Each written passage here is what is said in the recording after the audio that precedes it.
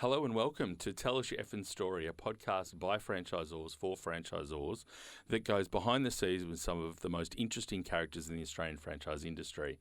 I'm your host, Bruce McFarlane, with my co-host, John Sully. Today we're speaking to Kristie Piniuta, the Managing Director of BDC Law. Kristie was previously at the ACCC as the Director of Small Business and Industry Codes. She spent some time at Boost Juice as General Counsel and a number of other roles. All right, Kristie. Yes. Tell us your fucking John. story. Okay, John. Good morning, John. It's not John. It's your franchising story. So Okay, so Kristie, we're going to go right back to start with. So tell us a little bit about your background. Where'd you grow up? You know, what did you enjoy as a kid? Okay. Yeah, sure. Okay. So I was a very lucky kid because I actually grew up in theatre restaurants.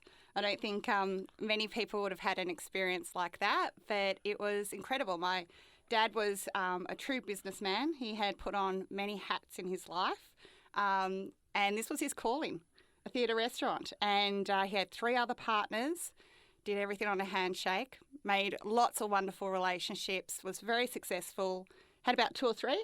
And my Friday nights was basically growing up in the change rooms with the actresses and the actors. My aunties were going out with the aunties. My uncles were going out with the uncles. It was a lot of colour, a lot of fun, and, just a fabulous way to grow up, to be honest. So how did he get into that?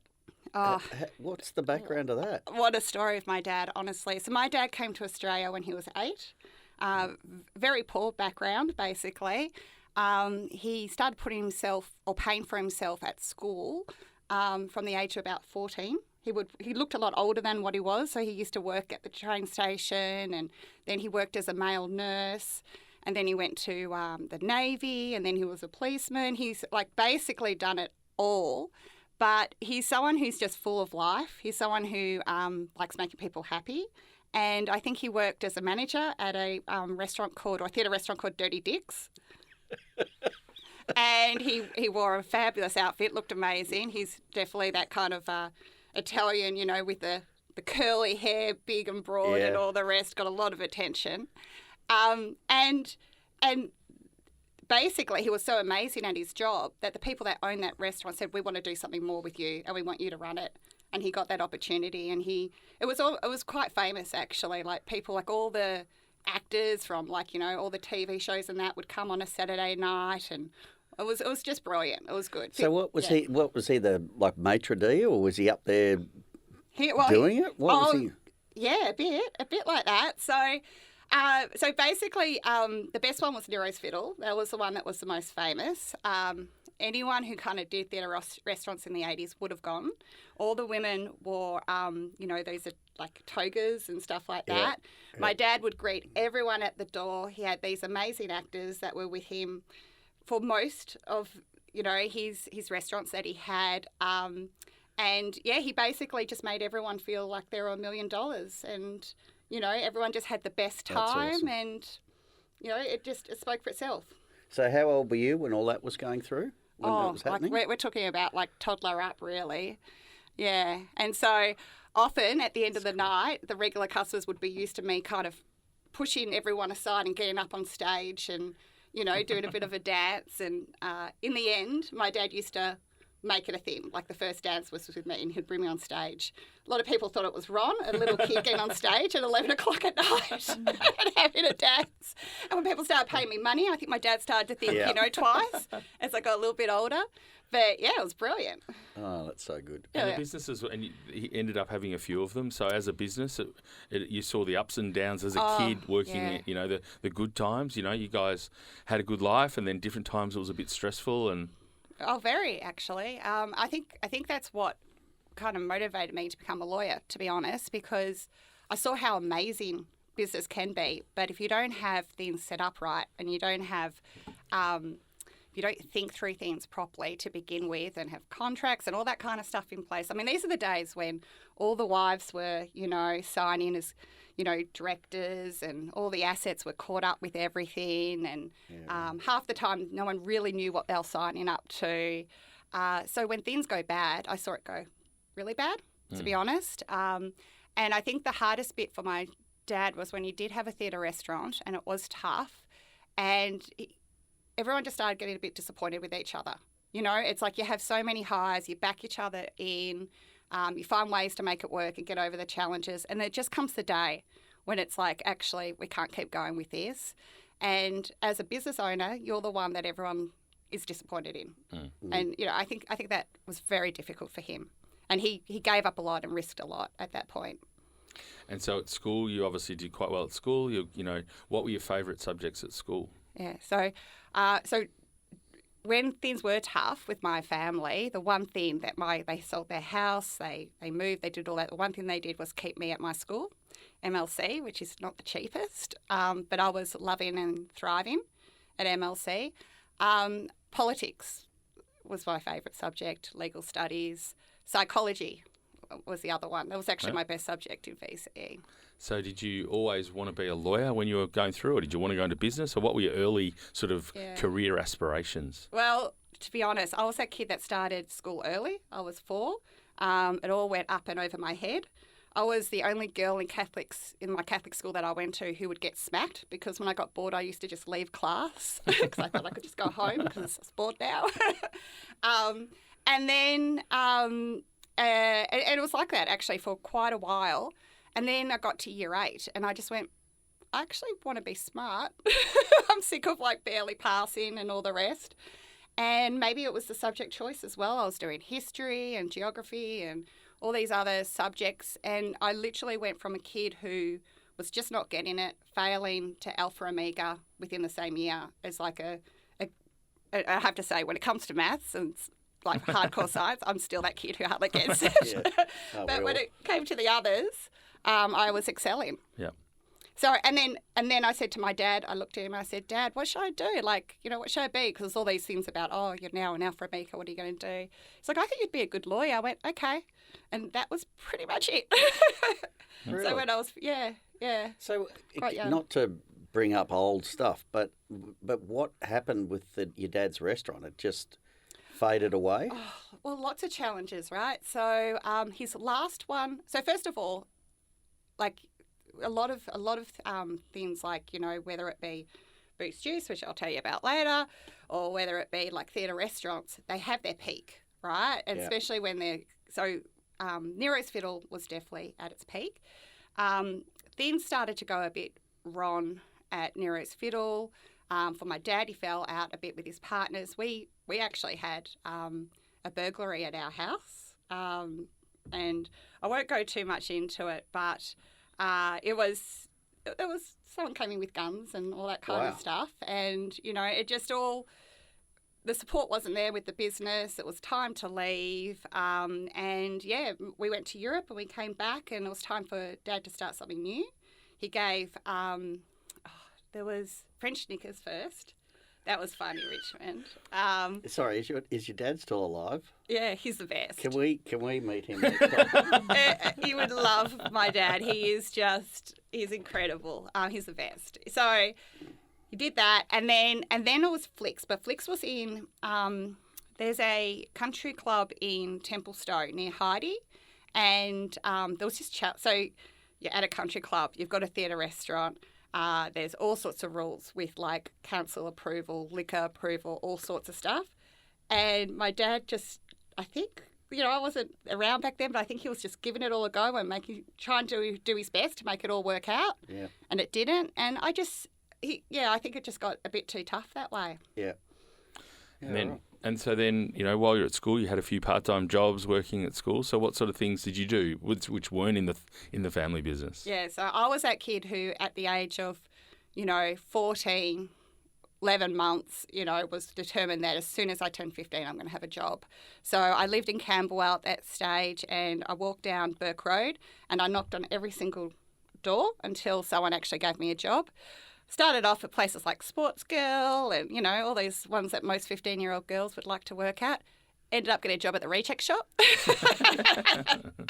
Had to wear this orange dress with a thumbs up right there. So, you know, they were happy to put me in the front and, hi, you know, it was a bit of that. But to be honest, it was the perfect shifts. I worked 5 till 9 and 9 to 12 every week, which in Camberwell, which was like perfect. And And it was funny, a lot of my other friends didn't work, but I literally, from that moment on, have not stopped working. I've always worked. And were you a good saver? No. Or was there lots of just shit that you just brought home from the reject shop? Well, no, not the reject shop, no. But I wasn't. And I have to admit, I've got a daughter now who's 16, and she's saved almost $20,000 already. So complete opposite. Holy moly. When I was younger, I was quite responsible and independent. So I literally just paid my own way for everything. So I wasn't someone who was like, spending money in a stupid way. But at the same time, I just went, okay, I'm 15 now, so I'll buy my own medication and I'll buy this, I'll buy that. And I've stopped asking my parents for things. And that's kind of where it went a little bit, I think. Wow. Yeah. But your daughter still makes you buy stuff. Yeah, she's very clever. She saves. Much more clever. I know who the smarter one is. Yeah, exactly. No doubt about it. And you got into law, which great achievement. You've studied very hard and through law, putting yourself through law and get with the part-time jobs and stuff. So as a lawyer, were you destined, you wanted to be a lawyer and work full-time in law firms, or was it just something that you got into, so you did? Oh, no. I was always ambitious. I always knew what I wanted to end up doing. Law, for me, law wasn't, let's give it a go. As soon as I finished year 12 and got into uni, I just loved it. I loved university so much. I started off at Deakin University. And that was in Geelong at the time. And I did want to get into Monash. It was kind of cool living, near the beach for 2 years and that, but I missed home. So I worked my butt off at Deakin, and even though I had some real, in hindsight now, I think some of those courses that I did were amazing because I did international studies as well as law. I moved over to Monash. And and then it's funny, I couldn't get into Monash to begin with, but then when I transferred over, again, I was then suddenly in the top 10% because I worked my butt off at Deakin to make sure I could get over to it. Basically, I did exchange as well. So I knew what I wanted to achieve while I was there. I was going to get 3 clerkships, which I did. I was going to secure my articles. I was going to go on exchange. I was going to get my feel of my human rights subjects because I do love them. And I did politics and Japanese on the side. It was an amazing time. I really loved uni. And the friends that I made at Monash, the girl group there, we call the Spice Girls. I was a late arrival as a Spice Girl, but they're still my dear friends to this very day. And we do things we go on, we went to New Zealand and we went on a hike and stuff like that. And, they're my Did core. Did you have your own tags? Were you Brainy Spice? Or we used to fight over the tags a little. Yeah. So nobody wanted to be Ginger Spice, even though I thought she was really cool. Yeah. I don't even know what I was. Personally, actually, that no one wanted to be Ginger Spice. I got to tell you, just so you know, and I'm married, and all that. But I actually think redheads are great. I actually always had a thing for redheads, so don't worry, it wasn't that. We prefer Ranger, but that redhead's fine. But I'm obviously not, so that was not going to be me. Even though my hair's probably a bit lighter than my natural colour today. Yeah. And so you work and jobs in. I worked at a service station, so I of course I did all the waitressing, and you do that. But I worked, it was a fantastic job. I worked at Shell, and then I got to do whatever shifts I wanted to. So sometimes I'll do 6 to midday, and sometimes I'll do, 6:30 till 12. It was a bit interesting. There were definitely a few things that happened. There were times when I had my boyfriend on standby going, okay, that guy's back again, lingering, Oh, really? But also it was wonderful. I mean, I loved customer service and I loved looking after my own shop. I had it, the FIFO system, first in, first out. I had it all perfectly set up, and I made sure I swept, and I made sure I, mopped, and I was very proud of, how the shop looked, and greeted my usual customers, and I would know what they like, so I'd start getting it ready for them. I loved it. You're a bit of a legend. So where did you get the work ethic? That's rare. Yeah, maybe from my parents. So my mum, for example, I've been talking about my amazing dad, but my mum was incredible. So my mum, she grew up in a family of 7 in Frankston, really tough, didn't have a phone in her house. They would share one chicken between the 7 of them. Life was tough. They were known as a sporty family though, but she was really artistic. And my mum, even at the age of 15, in a ordinary school in Dandenong, I think it was at the time, she got picked by after a fashion competition by Maya as an international buyer. They offered her a job, and her parents made her not take it and said, "What makes you think you're special?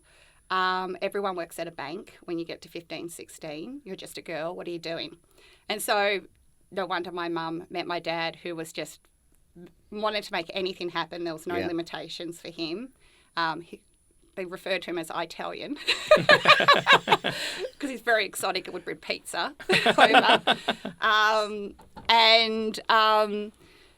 So he gave her that magical life. So she completely supported him. But then there came the day when, things were tough. And my mum said, "You know what, I've got this." And she ran a couple of small businesses herself. I remember one time she did all these, for David Jones, she did all these topiary trees where you would have to do get the ribbons and you'd have to make them a certain way and put them on the tree. Anyway, it was work. You're just constantly doing this from 6 till midnight or whatever. There's no factory. She was just doing it all herself. And we would sit down and we would do it with her, and I was really bad at it. But we would. And so I always saw work ethic, I guess, with my parents. And the other thing too is I actually enjoy it. Yeah. So my husband and I, for example, when we see our financial advisor, the joke at the beginning is always that Adam's going to retire when he's 65 or something, and I'll retire when I'm 90, because I like working. Yeah. You got to keep the brain sharp, that's for sure. Well, there's a bit of that. And so you finished up uni, you did your 3 clerkships, so you ended up getting a job at a global law firm and, enjoyed your first stint there. And then... I don't think it was global at the time, though. No.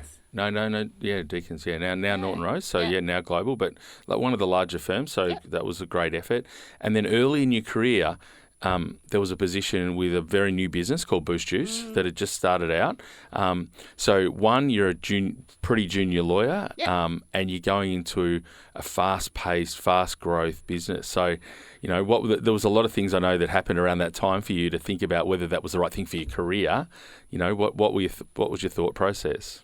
Yeah, well, so for me, it was interesting. So even though I seen what I told you before, it looked like I was doing all the right things with law, but I did have a tough time. My mum got quite sick with cancer, and I took, I think at one point, about 4 or 5 months off, just went off the radar, a little bit. Was that at uni or when you were? Uni, but she passed away when I was doing articles. Yep. Yeah. And anyway, so my marks dipped. You had this, and then it dipped, and I had an interesting story too, coming from Deakin and stuff. So in a way, it wasn't a sure thing, me getting into one of these big firms. And I honestly thought, when I met with their HR person who was working out their candidates and that, she said bluntly to me, I wasn't sure, with your marks, but you're interesting, and you've got to, you've worked really hard, you've got an interesting story, you've got this dip, and then you got right back. What's the dip? And I told her, and she said, resilience. She goes, it's hard to find that at the moment. She goes, and you're so people-focused, She goes, I want to take a chance on you. So I was already something a little bit different, I think, for most. How old was this, sorry? Beg pardon? How old were you then? So how old would I? So again, I was a bit younger than most. So if I started uni at 17, and then I had 6 years because I did exchange as well. So I was around, by the time I was doing these interviews, I think it was around 22, something like that. Yeah. Okay. Wow. Yeah. Old. Yeah. So you started, you've ended up, you've got the job, which is great. Got the job. Did articles. That was hard because, as I said, my mum passed away. Ended up working for the property team. Then I was given Boost Juice as a pet project. They said, Kristie, you'll love Janine. She's this hippie. You two will get along. She kind of throws a few questions out there. We'll see how it goes, whatever. And then it literally went from a file of 4 to 50 by the end of the year. Janine and I had formed a very close relationship where there was just trust, I think. She knew that I would do everything to support her, and I was always thinking about the best ways to do things for her and stuff like that. And I think it just blew the partners away because they didn't realise all this had happened. And in fact, at one point they got a little bit annoyed because they're like, wait a minute, we had no idea this was all happening. But I have to say I had one partner who was incredibly supportive. He just said to me, look, I think you're going to be well suited. Literally what happened was Janine invited me over for a secondment. After the first half an hour, when I sort of talked at a group meeting, she invited me in and said, I have to have you. Like, you have to work for me. At that time, it was very, no one really moved over as a second year lawyer. So a lot of people are like, no, you don't do that to your fourth or fifth year lawyer. Don't do it. But then my partner, Stephen Curtin, basically just said to me, you've got our support. You've got our support. Ask them that you can do, a company secretarial course. Make sure that, you're still learning, you're still doing things right. We're here. Call me if you need me. But I think you'll be great. That's cool. And so I gave it a go. And I think for me it was, always going to be the right move. So you started off doing a lot of property because they were opening new sites. So you're doing the retail leasing and looking at leasing. But pretty quickly that changed and you're doing everything. You became general counsel. So you're sort of helping Janine manage risk as an entrepreneur. So all aspects of the business. So how did that go? Oh, it was amazing. So look, Janine and I got along really well, and I think that's one reason why she invited me in. But another was she knew she was going to save some money too. Like, she was spending a lot of money at that time. Working with Janine and that board at the time was pretty incredible, and it was always, they were so goal orientated. So their first thing was market dominance, and that turned into global market dominance at one point. So the property side was busy, and she saved a lot of money by getting me in, but she knew that was my bread and butter, and I could do that. So then it was trademarks. If you've seen how many Boost Juice trademarks there are, you probably can blame me for that. Got a little overexcited. Janine and I are like, oh, let's do that one. And then we looked at the end of the year and went, oh, there's a lot of money spent on trademarks. So really should have had a budget for that one first. We acquired another juice bar. But it was also amazing because I got to, with lease negotiations and that, I would be talking, even though I wasn't doing the commercial side of it, even when it got over to the legal side, because we're all such a close team, I'd be talking to the shopping centre, managers and stuff like that, and they're like, "Oh, Kristie, you got it good now, but there'll come a day for renewal. There'll come a day for this, and we'll get you." And I'm like, "Yeah, well, not at the moment." And then, sure enough, it was actually amazing because at the time when things probably should have started turning around, all those competitor juice bars who were trying to keep up with Boost Juice didn't do so well. Some of them did really badly with the ACCC, even with their health claims and things like that, which of course we were on top of. Which was that was a hard conversation that I had to have with the board very early on, because even though Boost wasn't doing the wrong thing, it was health claims was such a hot issue. You could get in the paper so easily. You had to be careful. And at a franchise, you're not just convincing, the franchisor to make a change. It's convincing franchisees, and you have to have a pretty compelling story, So that wasn't even that easy. But So anyway, a lot of them didn't do so well, and it just meant that Janine could come in or Boost could come in and just pick up all these stores again at cheap rents. Yep. It was just, she was always on. There was never a missed opportunity. But I've never met her, but I assume she's a pretty good judge of character, because you talk about she did it because she was saving cost. I think that's bullshit. Okay. I would have thought that she's... It would have been a factor. Bruce has been it. It definitely would have been a factor. She knows how to save money. But she obviously had a massive amount of respect for your ability as well. I mean, I'm sure she's no idiot. But also, no, she's not, no. She's did a great job. You talked about your friends from uni. You've also got a lot of good friends from Boost, and so Janine invested in a few other people around Kristie's around the same time, and so I think they're investing in people at a young age. I think you're all the beneficiaries of Janine and later Jeff helping out in the business. So Jacinta and Naomi and Brooke, like we were all similar. We all came from backgrounds where we were being trained up by, really good firms and companies and things like that. But we were young in our careers, but we were all goal orientated. We had each other's back. We worked together. Sometimes we worked very, very late and started very, very early. We never let each other down, and for that reason, we still have an amazing relationship to this day. Must have been a fantastic time. It really was. I mean, and there were times when, tired and crying at the table as well. Yeah. Like, That's know all what part I mean? of it. You got to have those. Exactly. There was a bit of that, but you did. You felt like you were achieving things. It was cool. Yeah, that's really good. Yeah. And so you've learnt a lot as a lawyer, but also this is not your first experience in franchising, but your first as a franchisor, because you've obviously worked in franchisee businesses on your way through, but you learn a lot about franchising. And so what were your sort of early impressions of being in the franchise industry? So I took a liking to franchising, even probably from maybe even from like the Shell days, or when I first even started at Deacon's, and I would talk to some of the lawyers who were in the franchising team there. I love the branding, right? I think brand is fantastic, but then it's also people with these amazing goals and wanting to achieve things and having a plan. Like Janine knew what was happening 3 years out at a minimum. So that's exciting, right? Making all that come together. I loved the conferences, your once-a-year conferences, and then all of a sudden, like, everyone's rejuvenated and back in and thinking about new products and services and what you're going to do. So, yes, I really liked it, and there was definitely a place for law, because when it comes to franchising, right, it's not just franchise agreements or leases or things like that. I mean, there's supply agreements, there's your trademarks, there's there was even times when I would knock on the door of a juice bar and say, look, I'm sorry, but can I speak to your manager, because those pictures up there, that's breach of copyright, and we need to deal with that.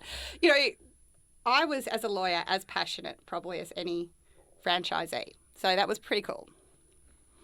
And what about obviously franchising has some negative things as well, where relationships break down and franchisees blame the franchisor for different things going wrong, and sometimes so you had to manage disputes, which is not, as a starting out as a property lawyer and more of a commercial lawyer, you're in the middle of disputes where people are passionate. It's like a divorce, so they've lost money, they've lost face, whatever it is. How did you go with the tough times of franchising at Boost? Look, I think one thing that Boost had was a really well-staffed,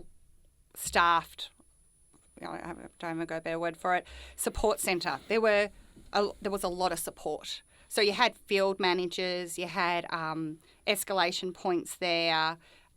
Nothing was not talked about, so we tried to deal with issues really, really early.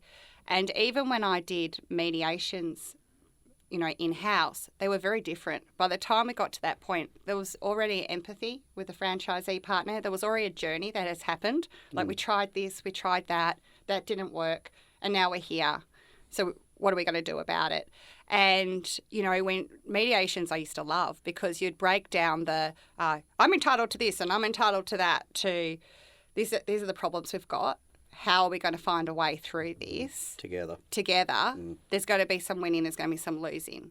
And, it could be tough because, sometimes I'd be on the phone going, okay, I think this is where we're up to. I think this is where we're going to resolve things.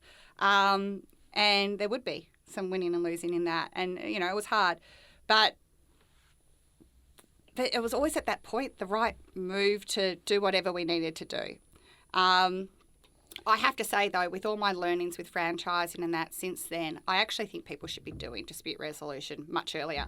It's not just about the last resort or an exit. I think it can be used as a way to look at solving problems and getting back on track. But I can honestly say there was a lot that would go into trying to resolve the situation before then.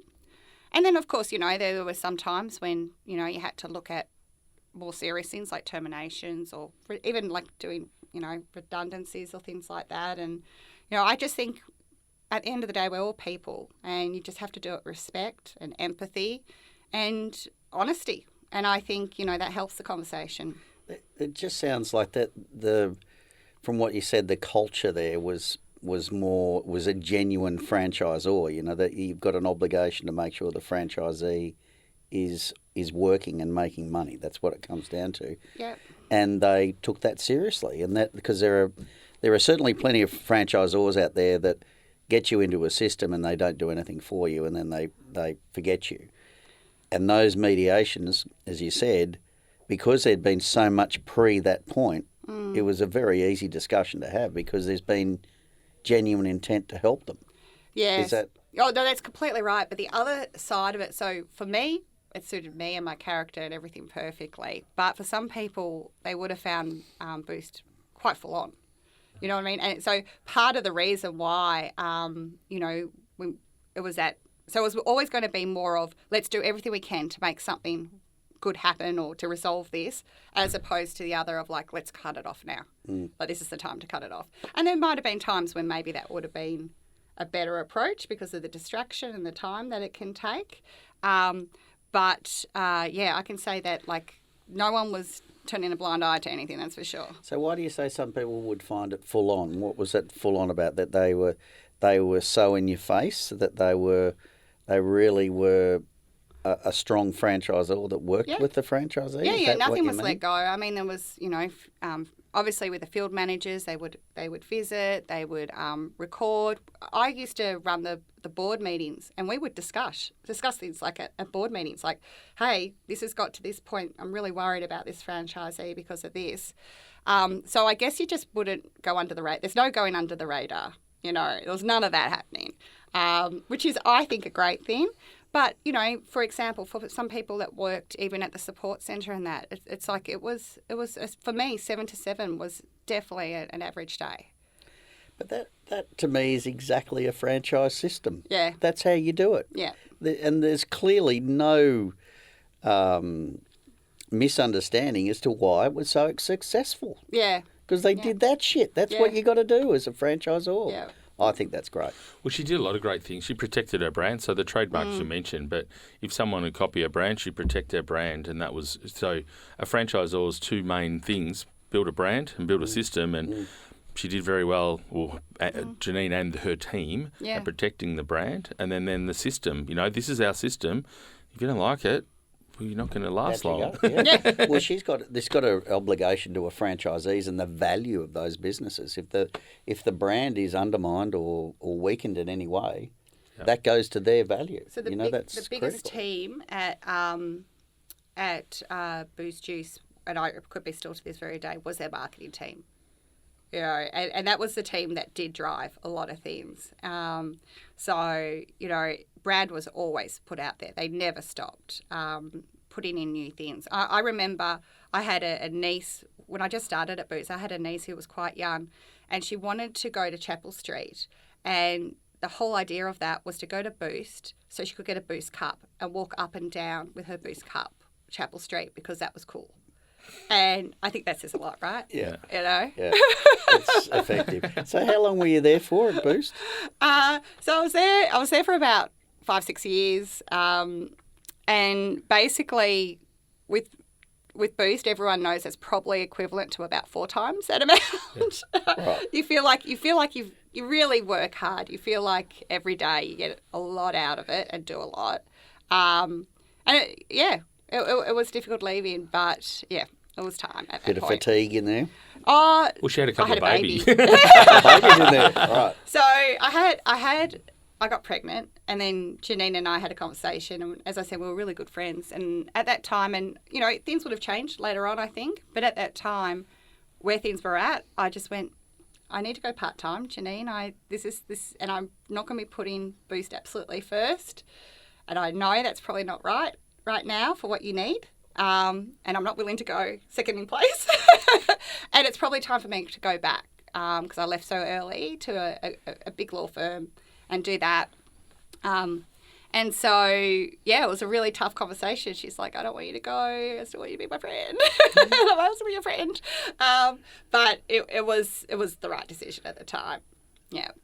So then you went to a law firm, great culture, great boss you had at this law firm. Amazing boss. God, here we go. But then you left, and then you were decided that it was, after having 2 kids, it was time to start your own business, which, for most people, starting a business with 2 little kids, is a tough thing to do. So how did that go about? Yeah, it was weird. It felt like a natural thing to do in a way. So basically, I had quite a few people who said to me, and who had done something similar, who said to me, yeah, just do it. Like when you're having kids, you can then dictate your own hours, work from home.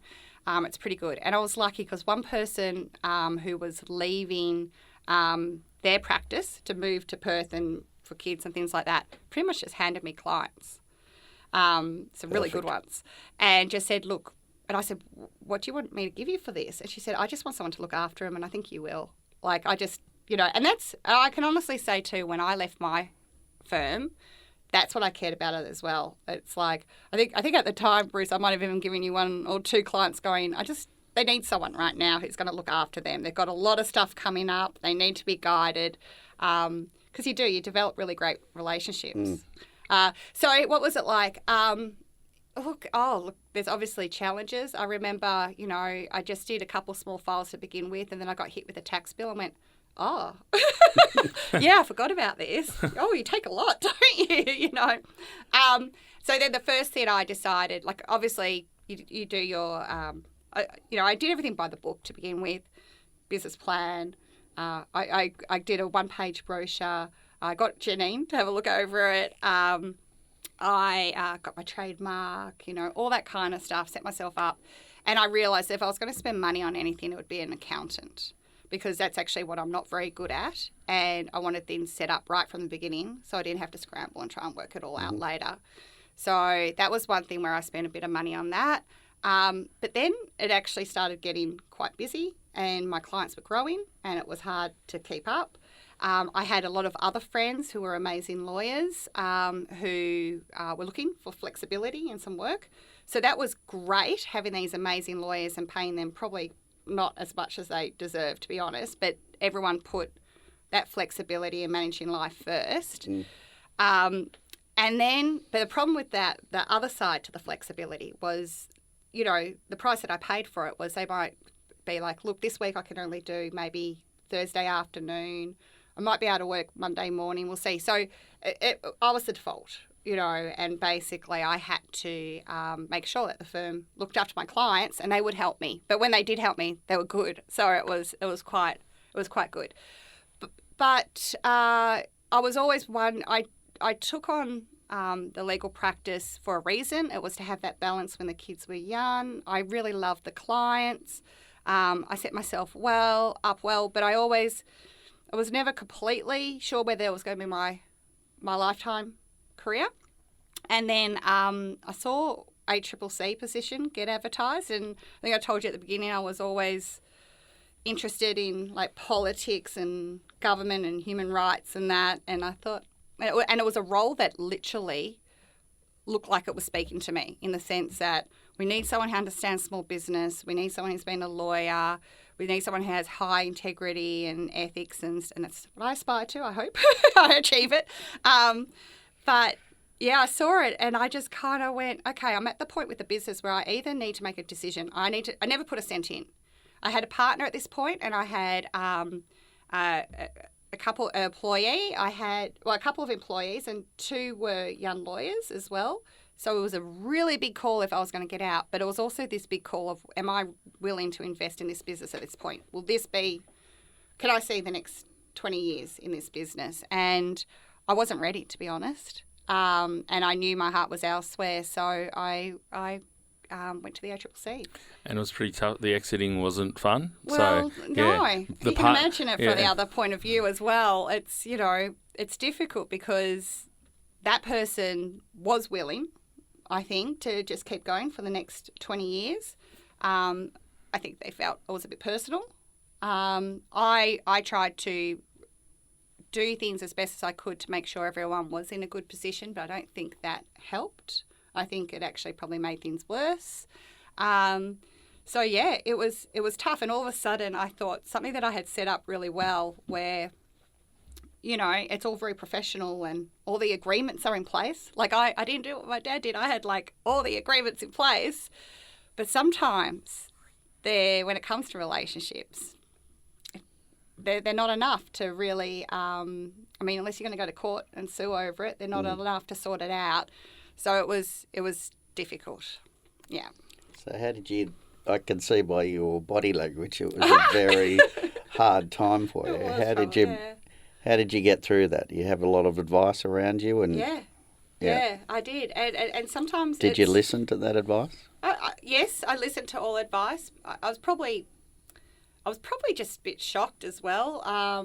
You know, in the sense that I knew there was one side of me going, I could be really strategic with this, but there was another side of me going, oh, you know, there's something human in all this, and it's not great, and we're just going to have to sort things out as best as we can. Yeah. But I did have people I could go to, and whether it was actually, you know, giving any kind of advice or not, just being able to speak to these people about that experience and what I'm going through, and having that support was really great. Yeah, good. Yeah. So small business owner, and now you're at a big government organisation. Yeah. So you're still in franchising. Sorry. What was the role? What was the at ACCC? Director of Small Business and Industry Codes. Right. So not enforcement. So not enforcement. I always laugh. Kristie was the friendly regulator. The friendly ghost. Yeah. It's like Casper the friendly ghost. Yes. Yeah. So she was. And I think I was even too friendly for ACCC. They're just kind of like, why are you smiling so much? Stop it. We're not that happy. There's a lot of bad in the world. So we'll start with the franchising part first. Obviously, you're at the ACCC when the franchising was on the nose publicly in the papers, inquiries, new laws and all of that, and you're there to educate and to help. So how was that being front and centre with franchising at the regulator? Yeah, it was incredible. So part of the reason why I think they got me in was because also my positive experience with franchising, and also my operational experience, my day-to-day experience, because that's something that you won't know about at the ACCC if you've ever worked for a franchisor. So they were very interested in that, but it was very challenging to stay so positive when, you know, the newspapers, basically I'd assist with, like, you know, responses to all the media attention that franchising was getting. And there was, you know, a lot of pressure on the ACCC to be bringing cases, and they were really difficult cases. None of them were straightforward. And they were very time-consuming and things like that as well. And I took a big role in assisting the ACCC with the advocacy part of it. So the thing that was amazing at the ACCC is they don't get swept up in the technical, let's just do a law or support a law and get more laws and get more penalties, even though obviously penalties is something that they do appreciate and advocate for. They really do apply critical thinking to things and go, okay, where is the harm? Where are the big problems? What should we be focusing on? What will actually make a difference? And it was amazing being part of that. But I did have to represent the ACCC at the Parliamentary Inquiry. There was me, a new deputy chair who was just starting to get familiar with franchising. There was the head of enforcement and the head of my division. And as we walked in, they all went, Kristie, you've got this, right? Handball. Yeah, well, the thing is, I mean, they could obviously always speak about, like, you know, when it comes to enforcement, this is how it all works at the ACCC. But they knew that I knew, like, I read all the submissions. I was across all the, you know, everything that was literally going on. I had the detail. But there was a lot of detail for the franchise inquiry, the parliamentary inquiry. Yeah. There were, I mean, even the ACCC didn't get to see a number of those submissions because they were confidential. But even for the ones that weren't, we're talking about, because basically the terms of reference were so wide. It was, tell us your story. If you've ever had a bad experience in franchising, tell us. So it was a lot. And what I worked out and what the ACCC, you know, worked out pretty quickly was, unfortunately, in franchising, it's business. And sometimes it's not always going to go right. Often business doesn't go right. And so some of these reports that were being made, it wasn't actually involving a breach of law.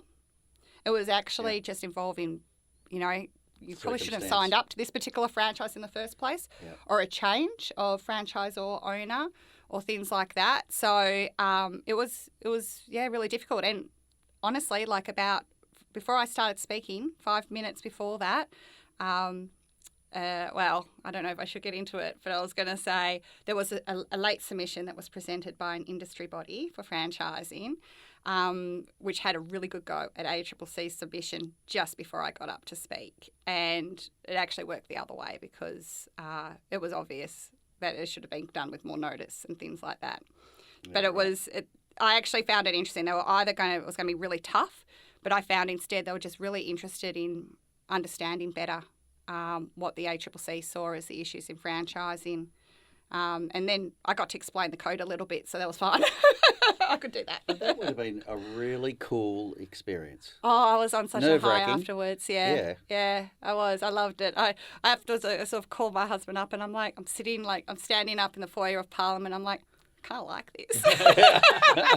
Your political, the interest in politics and justice all in there. Yeah. So, and obviously, you franchising calmed down a bit. You also were involved in other industries as well. So, in your time at the ACCC, it wasn't just about franchising. No, it's all the industry codes. Yeah. So, the food and grocery code, that was very interesting. So, with the big supermarkets and suppliers, so codes are all brought in when there's an imbalance of power, that type of thing. So, supermarkets and suppliers, like you could just see how that worked. And it was amazing being part of that. There was lots of different industry codes, which were incredible to kind of go, okay, what are the problems that they're trying to solve here, and what can be solved with subordinate legislation.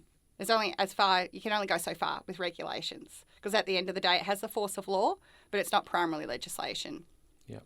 And did you ever get a formal warning when you were there for excessive smiling or anything like that? Excessive happiness? Was it? Yeah, no, I didn't get a warning. And to tell you the truth, they were great people to work with. Yeah, I bet. Passionate, driven. You never got away with any lazy thinking. Everyone was always you had to really be switched on, and you had to be really kind of critically analysing things. But yes, I think they found. I don't think anyone else was too happy, but I did smile a lot. I would have thought. I don't know a lot about that space, but I would have thought the perception of the ACCC is that they're a bunch of people sitting in the dark making decisions based on no experience. No. But is that what people think that they're like? Do you think? Yeah, I think people think, they don't quite get it, or this or that. But the amount of work that the ACCC goes into collaborating, in reaching out. I had an engagement role as well, in taking on views into, you had commission meetings weekly as well as subcommittee meetings, and everyone's invited. So anyone who's got something to discuss can put their hand up and say, Chair Rod Sims, I think you should be aware of da-da-da-da-da. And he'll respectively go, actually, that's a good point. And it wasn't like it was free for all, but because there was a certain amount of respect with it. But it was that type of environment. But of course, as you would expect, it did mean that there was, there was different points that had to, you can't just bring a case out of nowhere. There's a lot of work that goes into it before the chair can be ready to, yeah. But I love hearing that sort of stuff, because if they're sitting down thinking about it and asking the right people about what's the solution, you're never going to get it right all the time. Yeah. But at least you're approaching it from a logical angle, I suppose, and that's really cool. I'm glad. Just one quick one. I don't know if we're running out of time or not, but after the franchising, after all that, all the parliamentary hoo-ha that went on and what's come out of it, do you think we've gone far enough to... And I'll just preface this by, when we first started BDC Partners 3 years ago or whatever it was, we came across a franchisor who was getting deposits and taking those deposits and spending the money. Yeah. And it was pretty clear that they were just in it to get as much out of it as possible. And Dave and I are like, this is not right. What can we do about this? Because it's these donkeys that are going to give all the other franchisors a bad name. But we sort of didn't have anywhere to go to. Who do you dob on them to? So a lot of people do feel like if they make a report to the ACCC won't do anything about it. but all reports are triaged. And things are looked at from a point of view of, hey, we've got a trend this way. We're seeing a lot of franchisors, a lot of complaints about franchisors taking non-refundable deposits when they should be refundable. Mm-hmm. What's the right case to take up for that? You know, it may not be your case, but, you know, so everything So they matters. can't say to them, look, stop that shit or we're going to fine you. They can't do that. Well, no, they do have a compliance and enforcement policy, so that means they are willing to. I mean, they can technically do it, but it takes a lot of resources to take these cases. Yeah. So, and also if the ACCC is known for writing a letter say, hey, don't do that, but then it doesn't. There's no follow through. Yeah. Then everyone's going to be like toothless tiger. And even with infringement notices, you have to be ready to take it to court if the franchisor does not pay. Yeah. So you've already done a lot of work at that point. Because if you don't win the case, then it opens up other people to do that because there's conditional precedent sort of thing. It's not Is that even right? that. No, because I think it's okay to lose some cases because you still sometimes end up with some interesting points in law. There's still learnings because at the end of the day, ACCC doesn't make the law. It's the courts that make these kind of decisions. But it's just that you put all your resources into that case. Mm. You know what I mean? So you want it to be the case that makes a difference. Yeah. Draws the line in the sand. Yeah. And so there's been some incredible cases that the ACCC has pursued when it comes to things like, understanding better the duty of good faith under the code, unconscionable conduct. We've had some really interesting cases on that, but there have been really difficult cases that have taken a lot of resources away. And then you've got to remember the ACCC is an economy-wide regulator. There's so much more that it needs to look after. And at the end of the day, franchising's a part of that, Small part, but has remained a priority for the ACCC for probably 5, 6, 7 years. Okay. So you love the franchising industry, and so you've gone from in the regulator across the whole economy, across all different industries, doing a lot of energy stuff towards the end, to get back into franchising and small business again with a law firm and with BDC. So, how did it? Again, what was the decision making to sort of get out of the regulator and back into franchising? Oh, it was hard in some ways, but I felt like as if my time was up. I was involved in this whole franchise inquiry. I was involved with the food and grocery code reviews. We came to a certain place. I've been leading a team for quite a few years at this point. For us, there was a big focus on education because to me that was about how to start moving the dial with prospective franchisees to better educate. And so there's actually a lot of free courses that way and things like that.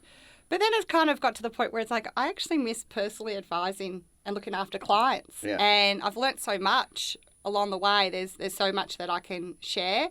And honestly, with BDC, it was, the fact that integrity comes first, great people with great experience, a natural high, working around, people who are, excited and want to achieve great things. Again, it just seemed right. And back into law? Yes, so back into practicing law. So the difference with being a director was it was education, engagement, and sort of specialist advice for industry codes and things like that. So now, back on the tools. Exactly. And so we don't have very long, so we're going to finish up with some tips. So you've worked in. You've run your own business, you've worked with lots of fantastic businesses that have grown. Obviously we talked a fair bit about Boost, but you worked with a lot of other great clients who were on that growth trajectory and very successful franchise systems along the way. So what sort of tips do you have for franchisors as the advisor and as the business owner?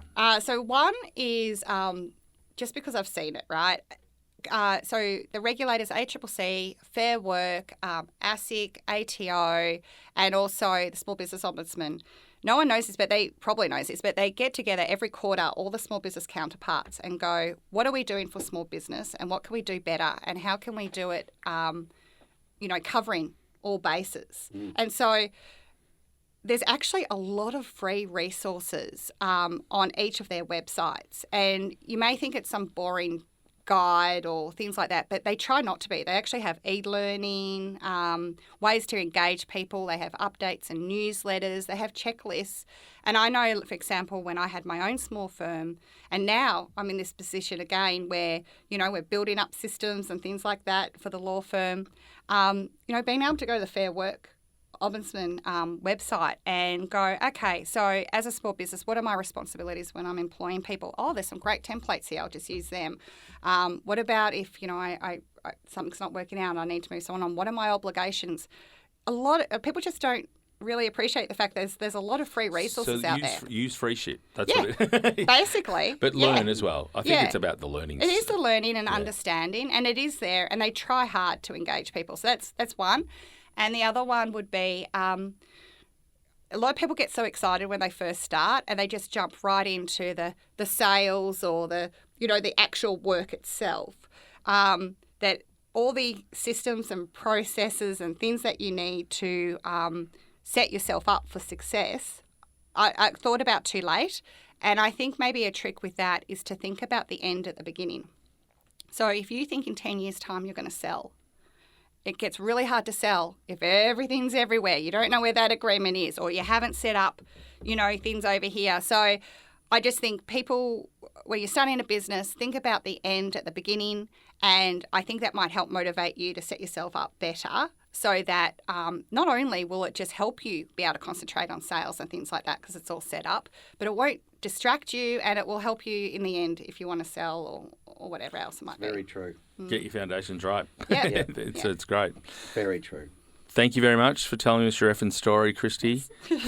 Well done, It's been Kristie. great. Thank you. In the words of Rebecca Piggins, who you used to work with, you are a good tart. I love it.